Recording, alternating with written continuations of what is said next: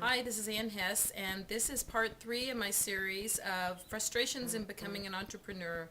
And just welcome to this series. And my hope is that through my experiences, you'll learn some of the things not to do, perhaps save you a little bit of frustration and challenge, and in the long term, maybe save you some money as well.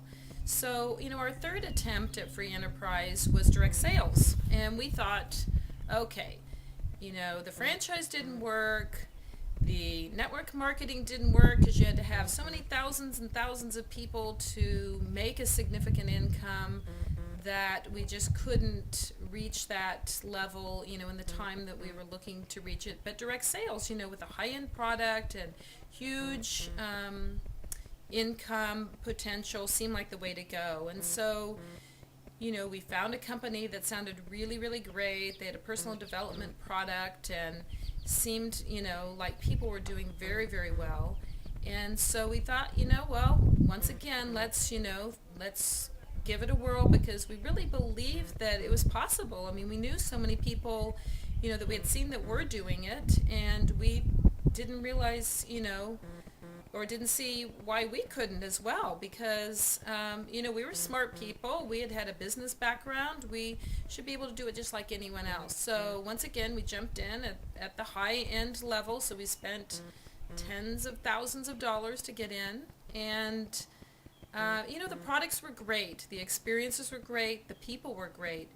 But what we found out was that there really weren't the kinds of training and resources that they had promised. And because, our sponsor was not incentivized to help us because if he helped us and we were successful, then we were a competitor to him. He had no stake in our success. And so, although he did help us to a certain degree, he really couldn't share with us some of the strategies to becoming successful, because if we were to become successful, then that would just take away from him, and we would become a competitor to him and all the rest of the people.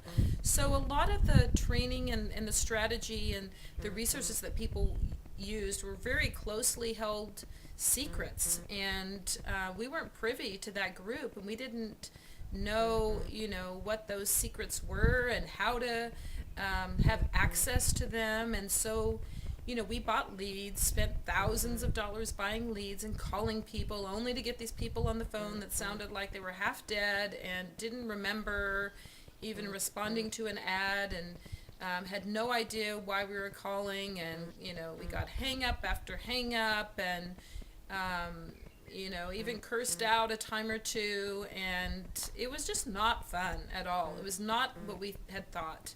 And we continued to invest more money into more leads, then only to find out that the company really, owned the lead company. So they had a big stake in the leads, and we weren't getting great pricing on the leads, but they were making a ton of money. And things just weren't what they seemed again. And we were so frustrated and so discouraged because we just believed in the business so much. And, as we got deeper into it, we talked to other people that were in the business, and no one was making very much money. There were some at the very top that were making a ton of money, and I guess that's the way it is. The 80-20 rule exists in the network marketing and direct sales business, just like any other business. 20% of the people are making all the money, and the other 80% aren't. But we didn't have the tools to become that 20%. We didn't know, we just didn't know how to reach that level, and felt that we were just being kind of shut down at every turn because we weren't being given, the true picture of how those people were being successful. So we decided, that we needed to find something else, something that was more of a system.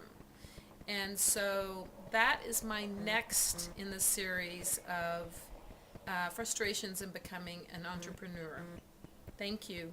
Until next time.